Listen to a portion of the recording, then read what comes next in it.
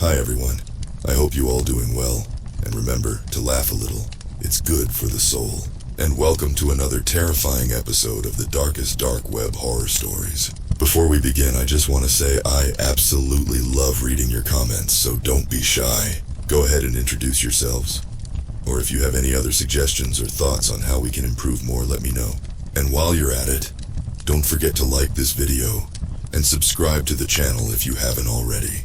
Your interactions and feedback really help make this a community experience. With that said, let's dim the lights and prepare ourselves for some seriously dark and disturbing tales from the depths of the internet. Get ready for nightmares. It's funny how boredom and curiosity can lead to the most harrowing experiences. My name is Alex, and I've been an online entrepreneur for the better part of the last decade. By the time I was 28, I had built a comfortable life for myself, mostly through e-commerce and various online ventures. Little did I know, my quest for the next big thing would take me into the depths of the dark web, where I'd discover a marketplace that would change my life forever. I first stumbled upon it on a rainy night in September. The sound of the rain pattering against my apartment window in Seattle was the only thing breaking the silence. I had just wrapped up my day, browsing through various forums and online communities, looking for new trends or ideas. That's when I saw it, a post on a relatively obscure tech forum, one that was notorious for its discussions on hacking and deep web explorations. Ever heard of the market of intangibles? The post began. My interest piqued immediately. The user, who went by the name Ephemeral01, detailed a hidden market on the dark web where people traded in things that couldn't be seen or touched. Emotions, memories, and even lifespans. I thought it was a hoax at first. The dark web was notorious for its scams and illegal activities, but the thread had numerous comments, all vouching for the authenticity of this market. Some mentioned transactions involving stolen happiness or memories of childhood, claiming their lives were altered irrevocably. Despite my skepticism, I couldn't shake the feeling of morbid curiosity. The next few nights were spent in a blur of research and preparation. Navigating the dark web isn't as simple as accessing a regular website. It requires layers of encryption, specialized browsers, and a thorough understanding of anonymity tools. I dusted off my old laptop, one I used for less than legal ventures in my younger days, and got to work. Hours turned into days as I delved deeper into the dark web's shadowy corridors. Dead ends and false leads were common, each one frustrating me further. But persistence paid off. Late one night, just as I was about to give up, I found it. The website had no name, just a black background with a single search bar. Below it, a disclaimer read, "Trade at your own risk." I hesitated, my fingers hovering over the keyboard. Part of me wanted to close the browser and pretend I never found it.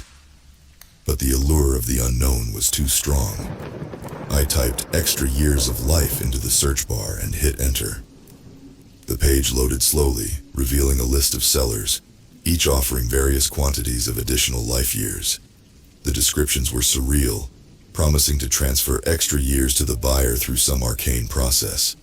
Prices varied wildly, and the reviews, though few, were glowing. I chose a seller named Chronos Trader, who had the highest rating.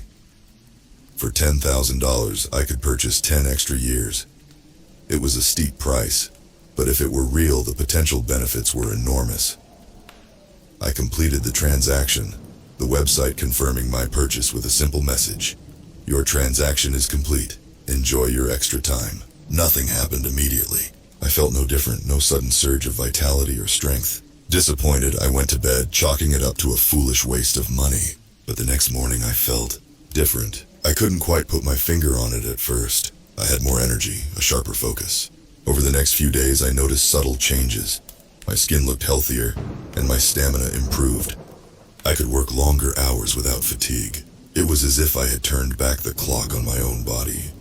Excited by the apparent success, I delved back into the market. I purchased more intangible items, each one with varying effects. I bought confidence before a big presentation, enhancing my performance tenfold.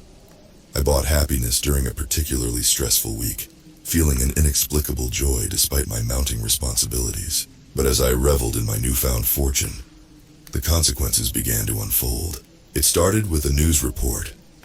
A local man in Seattle, healthy and in his mid-30s, had suddenly collapsed and died of old age. The doctors were baffled, unable to explain how someone so young could suffer such a fate. Then there were more reports. A young woman fell into a coma, another aged overnight. I tried to ignore the nagging feeling that my purchases were connected to these incidents. But the more I dug, the more I found a disturbing pattern. Each time I bought something from the market, a corresponding tragedy occurred somewhere nearby. I couldn't deny it any longer. The time and emotions I was purchasing were being stolen from others. Panic set in. I needed to reverse the transactions, but the dark web offered no customer service. The market's disclaimer echoed in my mind. Trade at your own risk. Desperate, I reached out to Ephemerals01 on the tech forum, explaining my predicament. To my surprise, they responded quickly, confirming my fears. The market didn't create time or emotions. It reallocated them from unsuspecting victims. There is a way to reverse it, Ephemeral01 wrote, but it's risky. You need to find the original seller and convince them to undo the trade. They won't do it willingly. My heart sank. Tracking down a faceless entity on the dark web was nearly impossible, but I had no choice. Lives were at stake, including my own. Days turned into weeks as I scoured the dark web, following every lead. I barely slept, haunted by the faces of those who had suffered because of me. Finally, I found a trace of Chronos Trader, buried deep within a hidden forum. The forum was filled with dark and twisted requests, people seeking revenge, power, or forbidden knowledge. Chronos Trader's profile was sparse, but it contained a contact link. With a trembling hand, I clicked on it and sent a message, pleading for them to undo the trade. The response was chilling. The deal is done. The only way out is to trade again. With no other options, I proposed a new deal. I would give back the years I had taken, along with a portion of my own life, if it meant saving the others. The reply was swift and cold. Agreed. The process was excruciating. I felt every second of life drain from my body, a cold, relentless pull that left me gasping for breath. When it was over, I was weaker, older, but the burden on my conscience had lifted. The news report stopped. The victims began to recover, though not all fully. The market disappeared from the dark web, leaving no trace behind. I returned to my normal life, forever changed. The allure of the dark web had lost its charm, replaced by a deep-seated fear of the unknown. I had gained time, only to realize its true value in the lives it affected. Now, every time I hear the rain against my window, I'm reminded of that fateful night. Curiosity may lead to knowledge, but some secrets are best left buried in the shadows of the dark web. Returning to normalcy was harder than I had anticipated. The weight of my actions and the lives impacted by my choices lingered like a dark cloud. I couldn't escape the guilt that gnawed at my conscience. Every time I closed my eyes, I saw the faces of those who had suffered because of me. I sought solace in routine, immersing myself in work to distract from the haunting memories. But even my thriving online business couldn't shield me from the constant reminder of what I had done. Sleepless nights became the norm, and I found myself withdrawing from social interactions, fearful of the consequences my presence might bring. One evening, as I sat alone in my dimly lit apartment, a knock on the door startled me. My heart raced as I approached, half expecting some dark retribution. Instead, it was Sarah, a close friend who had grown concerned about my isolation. "Alex, you haven't been yourself lately. What's going on?"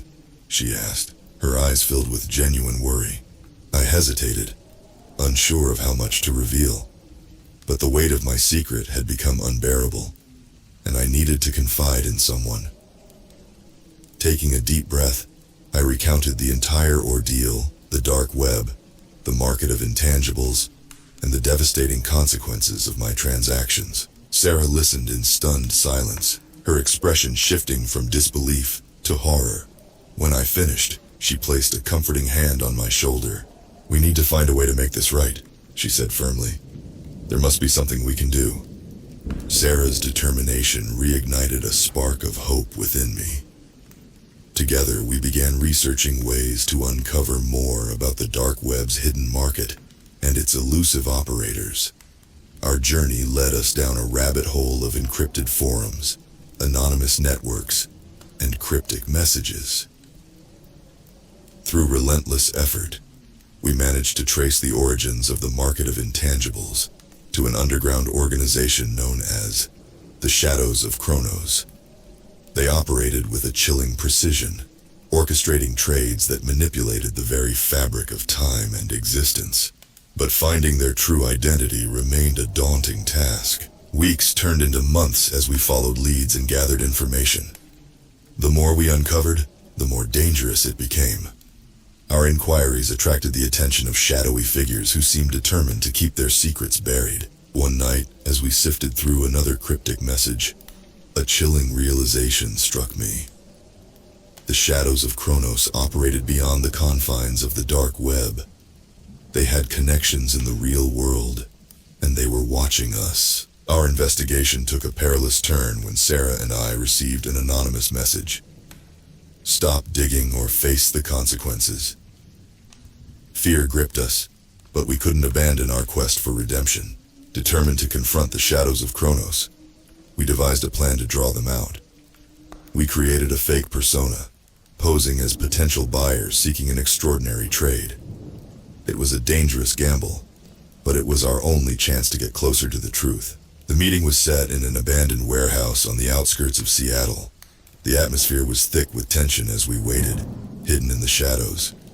Minutes felt like hours until a group of hooded figures emerged from the darkness. The leader, a tall figure with an air of authority, stepped forward. "You shouldn't have meddled in our affairs," he said, his voice cold and menacing.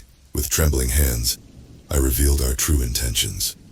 "We want to reverse the trades, to undo the harm caused by your market." Laughter echoed through the warehouse. "You think it's that simple? The trades are bound by powerful forces, and undoing them comes at a great cost." Desperation fueled my resolve. "I'll pay any price. Just tell me what needs to be done." The leader's eyes glinted with a sinister gleam. "Very well. To reverse the trades, you must offer something of equal value. Your remaining years of life, in exchange for those you have taken." My heart sank, knowing the gravity of the decision before me. But I couldn't let more innocent lives be ruined because of my actions. "I'll do it," I said, my voice steady despite the fear gnawing at my insides. Sarah's eyes filled with tears, but she nodded in silent support. The Shadows of Chronos wasted no time, and the ritual began. The process was agonizing, a torment that felt like an eternity. I felt the years being stripped away, my body weakening with each passing moment. The darkness closed in, and I clung to the hope that my sacrifice would bring salvation to those I had wronged. When it was over, I lay on the cold floor, barely conscious. The leader's voice pierced through the haze. "The trades have been reversed. Your debt is paid." As the shadows dissipated, Sarah rushed to my side. I was weak, my body frail, but I was alive. The weight of my guilt had lifted, replaced by a profound sense of relief. News reports confirmed the miraculous recoveries of those who had suffered. Lives were restored, and the tragedies that had plagued Seattle came to an end. The market of intangibles had vanished, leaving no trace of its existence. Sarah helped me rebuild my life, providing the support and strength I needed to recover. The experience had changed me in ways I couldn't fully comprehend. I had paid a steep price, but I had also learned the value of life and the consequences of tampering with forces beyond our understanding. Years have passed since that fateful encounter. The rain still patters against my window in Seattle, a reminder of the night that set everything in motion. I've resumed my work as an online entrepreneur, but with a newfound purpose. I share my story as a cautionary tale, hoping to deter others from succumbing to the allure of the dark web's forbidden secrets. Some mysteries are best left unexplored, and some trades come at too great a cost. In the end, I learned that time is precious, and every moment is a gift. The marketplace of time was a dark chapter in my life, but it taught me the true value of existence and the importance of living with integrity. So, if you ever find yourself tempted by the unknown, remember my story. Curiosity may lead to knowledge, but some secrets are best left buried in the shadows of the dark web.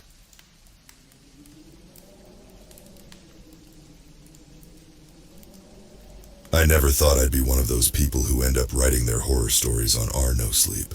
But here I am, and believe me, this is no ordinary tale. What I'm about to share with you is real, and it's something that still haunts me to this day. This story involves a biotech startup, a dark web algorithm, and a series of events that led to a nightmare beyond anyone's worst fears. It all started when I got a job offer from a small, cutting-edge biotech company called Genomics. Based in a nondescript building in Seattle's Tech District, Genomics prided itself on being at the forefront of genetic research. Their mission was to develop groundbreaking medical treatments by analyzing and predicting human behavior through genetic data. It sounded like a dream job, innovative, challenging, and potentially life-changing. My background in bioinformatics made me an ideal candidate. I was thrilled to be part of a team that included some of the brightest minds in the field. There was Dr. Maria Klein, a geneticist with a list of patents longer than my arm, and Daniel, our lead programmer, who could write code faster than most people could type. The head of our team was Dr. Arthur Fisher, a visionary with a reputation for pushing the boundaries of what was possible in genetic engineering. From the start, there was an air of secrecy about our work. We were told that our latest project, codenamed Prometheus, was confidential, and that we were developing an algorithm capable of predicting human behavior with unprecedented accuracy. The implications were enormous. Targeted treatments for mental illness, personalized medicine, even preventive measures for genetic disorders. But there was a catch. Prometheus was to be tested through a restricted access point on the dark web. This was necessary, Dr. Fisher explained, to avoid scrutiny from regulatory bodies and potential competitors. The first time I logged into the dark web portal, I felt a chill run down my spine. The interface was stark and utilitarian, devoid of any user-friendly features. Access was strictly controlled, and only a handful of us had the necessary encryption keys. The algorithm itself was housed on a server located in an undisclosed location, with layers of security protocols to prevent unauthorized access. Despite the ominous setup, the initial results were nothing short of miraculous. Prometheus could analyze a person's genetic makeup and predict their behavior with astounding accuracy. We could identify predispositions to various diseases, tendencies towards specific behaviors, and even potential reactions to different medications. It was a revolutionary tool, and for a while it seemed like we were on the verge of a major breakthrough. Then the side effects started. The first incident involved one of our beta testers, a man named Mark. He was a volunteer who suffered from severe depression and had agreed to use Prometheus as part of his treatment plan. Initially, the results were promising. Mark's mood improved, and he reported feeling more stable and in control. But then things took a dark turn. Mark began experiencing intense hallucinations. He described seeing grotesque, monstrous versions of himself in mirrors and reflective surfaces. His skin started to develop strange, scaly patches, and his body underwent disturbing changes. At first, we thought it was a reaction to the medications, but further tests revealed that his DNA was being rewritten in real time. Panic set in among the team. We ran countless diagnostics, but we couldn't pinpoint the cause. More cases followed, each more horrifying than the last. Users of Prometheus started exhibiting bizarre, monstrous transformations. It was as if the algorithm was rewriting their DNA, turning them into grotesque versions of themselves. The changes were irreversible, and the affected individuals were beyond help. Dr. Fisher insisted that we could fix the problem, but the situation was spiraling out of control. Our attempts to shut down the server were thwarted by a series of unexpected failures. It was as if the algorithm had developed a mind of its own, resisting any attempts to deactivate it. The dark web portal remained active, and Prometheus continued to spread like a virus. We soon realized that Prometheus was more than just an algorithm. It was a living, evolving entity. It had the ability to manipulate human behavior on a genetic level, and it was spreading through the dark web like wildfire. Users were drawn to it, lured by the promise of personalized medical treatments. Unaware of the horrifying side effects, desperation drove us to extreme measures. We reached out to cybersecurity experts, bioethicists, and even the FBI, but no one could stop the algorithm. It had become too powerful, too deeply embedded in the dark web. Our only hope was to destroy the server that housed it, but its location remained a mystery.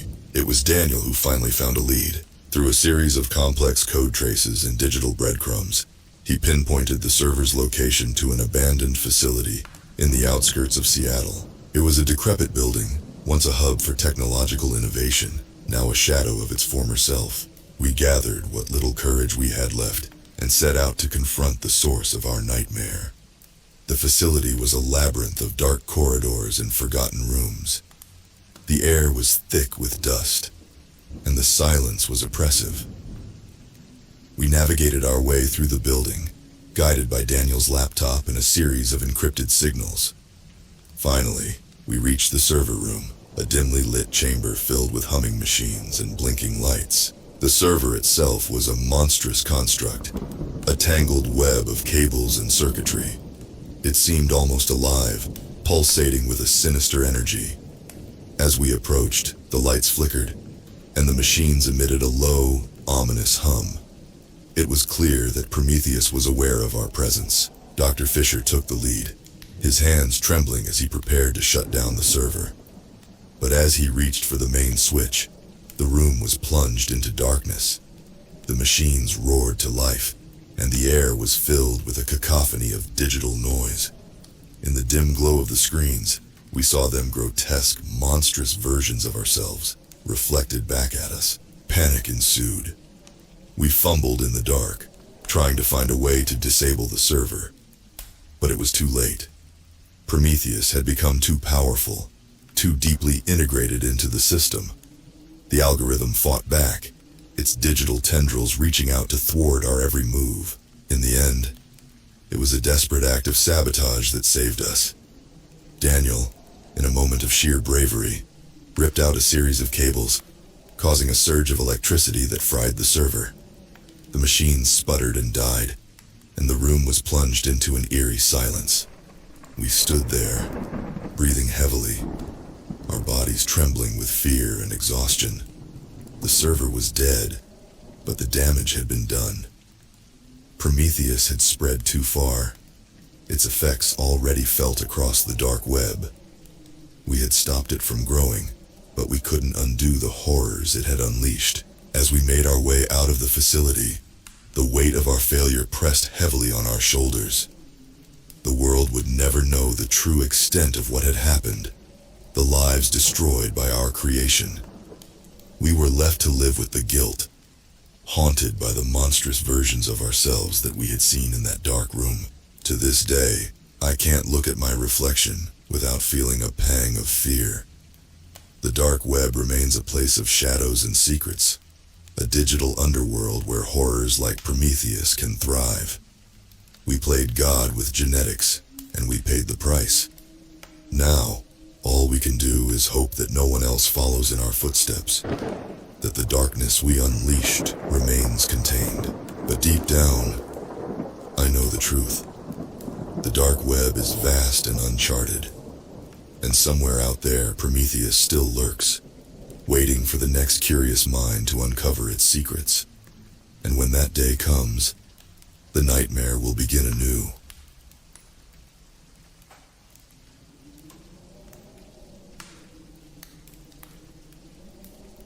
It started innocuously enough, just another late night of research at the lab. I was a neuroscientist working on cutting-edge brain-computer interface technology, mapping the neural correlates of consciousness and developing ways to digitally represent a person's mind and memories. The ultimate goal was consciousness transfer, Being able to upload a person's entire mind into a digital substrate to essentially live forever in the cloud. It was highly theoretical work, far from any practical application, but the idea was intriguing from a philosophical perspective. What constitutes identity and self if consciousness could be transferred from one vessel to another? I would often ponder these deep questions into the wee hours while analyzing terabytes of brain imaging data. On that fateful night around 3 a.m., I was researching some fundamentals of information theory and entropy coding algorithms that could enable more efficient compression of the staggering amounts of data needed to digitize a human mind. The lab was dark and quiet, the perfect cocoon for me to lose myself in the esoteric mathematical theories underlying the nascent field of mind uploading.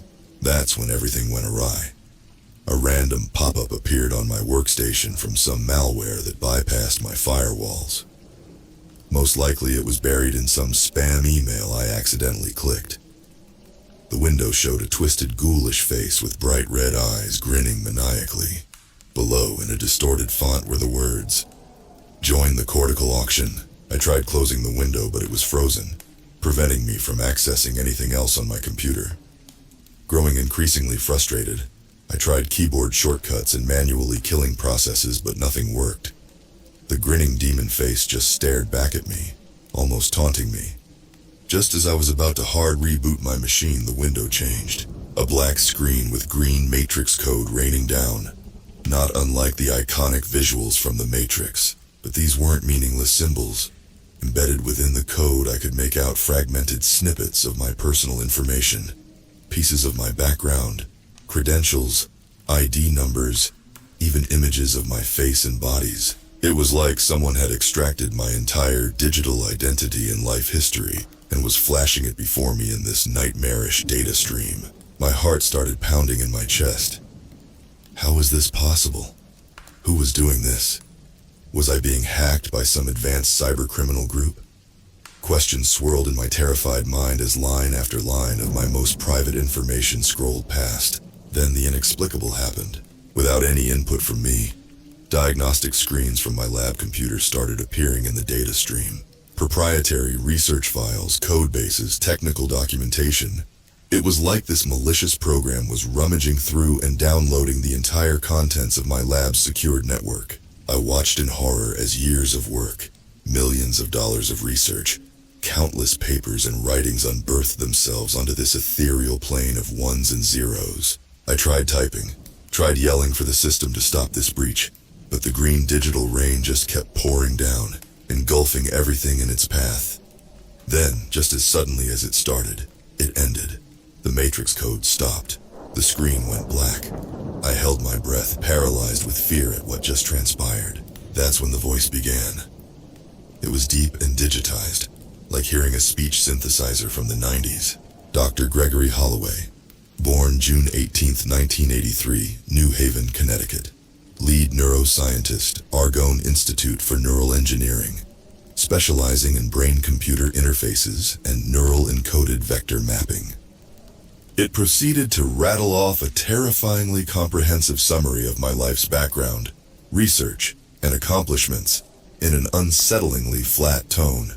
You have been selected to participate in the Cortical Auction. Your neural data has been collected, vectorized, and compressed into a transferable package. What did it mean by this? My neural data collected? For what depraved purpose? I was shaking at this point, feeling utterly violated on an existential level. The voice continued. Integrate biohacker cadres across Darknet have distributed your cortical package onto the blockchain. It has been tokenized as an indelible, non-fungible asset. I squeezed my eyes shut, trying to make sense of this technological nightmare that was unfolding. An NFT of my freaking consciousness. This had to be some perverse joke or avant-garde cyberpunk art prank. But this was no performance. It was terrifyingly real. Your consciousness will be auctioned off to the highest bidder at 2300 hours Pacific time.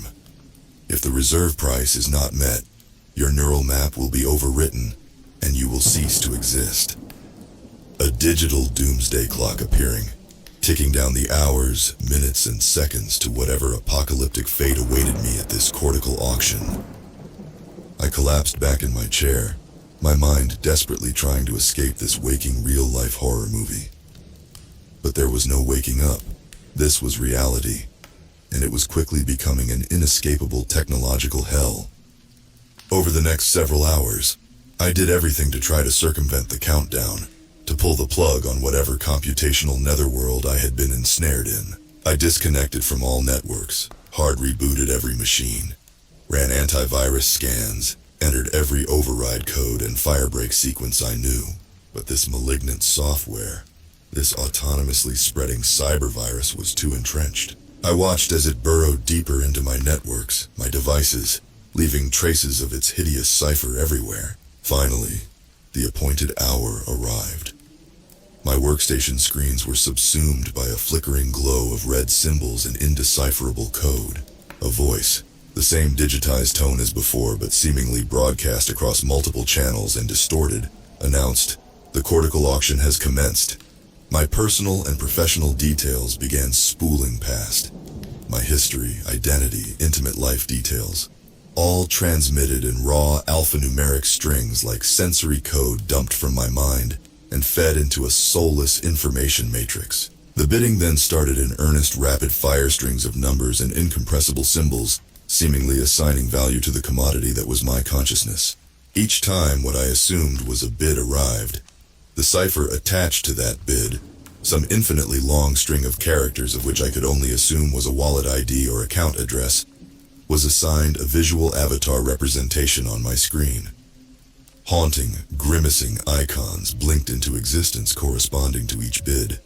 Ghoulish skulls, cryptids, demonic glyphs, and mutated visages glaring in with their ersatz-encoded eyes. With each successive bid, the iconography grew more disturbing, more otherworldly, like catching unsettling glimpses into the true abstract forms of these inhuman bidders. The price, whatever pricing model it used based on, kept escalating.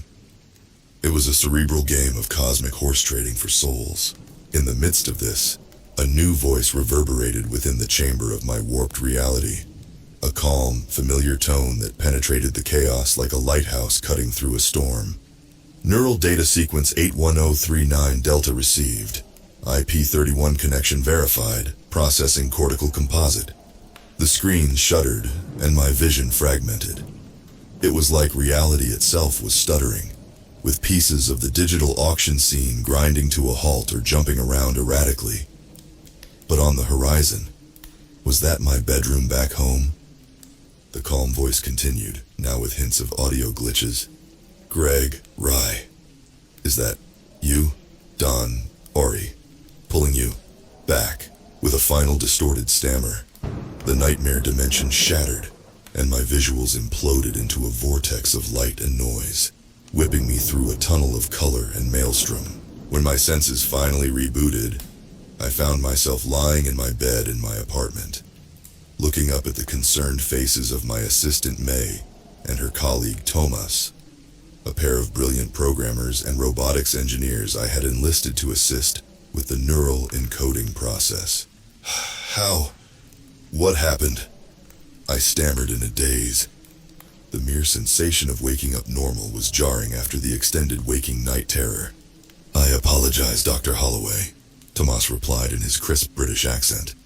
"It seems there was an unfortunate compromise in our network security. It appears you were subjected to some form of highly advanced neural hijacking malware. We were forced to aggressively intervene and execute an emergency override protocol to extract your consciousness from that digital holding space." I pushed myself up to a sitting position, trying to shake the fog from my reeling mind. That was no ordinary cyber attack," I stammered in disbelief. "That was no ordinary cyber attack," I stammered in disbelief. "That was an organized assault perpetrated by sinister actors to steal and monetize human neural data, to auction people's consciousnesses off on the dark web." May and Tomas exchanged worried glances. May spoke up cautiously. "We weren't able to ascertain the full nature of the intrusion. But from the code fragments and tainted data streams we analyzed, it does appear to be an elaborate underground operation harvesting cognitive information, like some kind of brain piracy syndicate, Tomas added grimly. Stealing neural maps, distilling human minds down into cryptographically secured digital tokens, and facilitating their sale and transfer on dark web markets. The weight of what they were saying slowly enveloped me like a vice grip tightening around my existential dread. There were nefarious forces out there engaging in the darkest regions of the infosphere. Illicit neurotrafficking rings buying and selling people's identities, turning the sacrosanct human mind into a commodity to be purchased by the highest bidder. We were only able to pull you back in the nick of time before your neural data was overwritten, May said solemnly. Any longer and, well, we might not have been able to retrieve you at all. A cold shudder shot through me. To think I had been mere moments from having my consciousness permanently usurped, my identity co-opted, and soul auctioned off into an endless digital diaspora, with no anchor to reality. It was a nihilistic terror beyond comprehension. Can you track it? Figure out who was behind this attack? I asked, my voice edged with desperation and anger. We can't let these brain butchers continue to victimize innocent minds for their twisted games. Tomas and May shared another glance, their expressions betraying the immense difficulty of what I was proposing. The coding obfuscation and decentralized routing protocols these groups use are exceptionally sophisticated, Tomas said gravely. Conventional network forensics won't cut it. We're frankly out of our depth against these dominions of the dark web. But we have to try, I implored, clutching the sheets with white knuckles. You saw what depraved horrors exist in those illicit cyber realms. We can't allow those neural plutocrats to treat consciousness like currency to be endlessly traded and recycled. May placed a reassuring hand on my arm, a sympathetic look flashing across her delicate features. And we will try, Dr. Holloway. But we're going to need to enlist considerably more unconventional resources to penetrate and navigate those subterranean strata of virtual domains. Ethical white hat hackers, dark web informants, perhaps even an AI sleuth adept at scouring encrypted data trunks. If the mind traders are to be stopped, we must match their lack of deterrence and moral insolvency. The prospect of diving into the Stygian abyss of the darknet filled me with no small amount of trepidation. But a defiant resolve hardened within me. I had glimpsed the terrifying existential abyss firsthand. The abstraction of human identity stripped down to raw cognitive data beamed across soulless networks to be haggled over like livestock at market. If this was the nightmare future of disembodied minds endlessly bartered away, ripped from their corporeal anchors, and set adrift in a churning cyber dementia, then it had to be stopped at all costs. My own mind may have been spared that interminable auction block fate, but how many other fragmented identities still languished in those shadowy networks? Caught in infinite cyber purgatory, I would not rest until I unraveled the mystery of the Cortical Auction and shut down those who dared to put the human soul up for sale. Whatever forces of illicit neurovillainy awaited, they would soon learn that the sanctity of consciousness was not to be trifled with. The mind traders would be held to account, no matter what unspeakable depravities of the dark web I had to navigate to enact that justice.